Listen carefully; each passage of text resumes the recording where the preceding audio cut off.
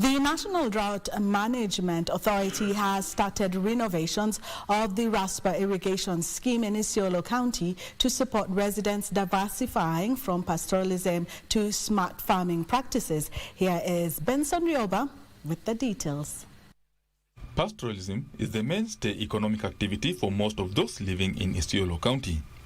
Due to erratic weather patterns that has seen some of the community members lose livestock during drought or cattle rustling, residents are now embracing crops. Sasa zamani sisi tunafanya mambo ya ng'ombe na mbuzi. Na mbuzi. Climate change ikakuja, tuko na hata ng'ombe 1000 inakufa na beki 5. Mbuzi hivyo hivyo.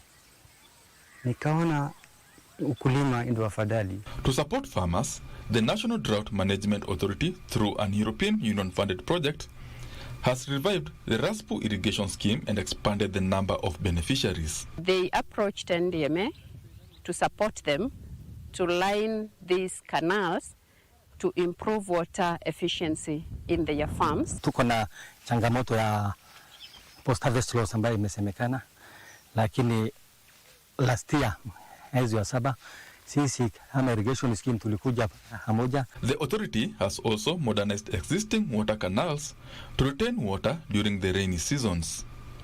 Farmers at the irrigation project have formed a cooperative society to aggregate their produce and access markets. They are also using water from the irrigation scheme for fodder production. They were also able to construct a hay shed there so that when farmers now use the water and the canals to grow the fodder, they have somewhere to store their fodder until they can now sell it in bulk. Kitu kama nyasi napanda kwa kidogo upande ya shamba langu.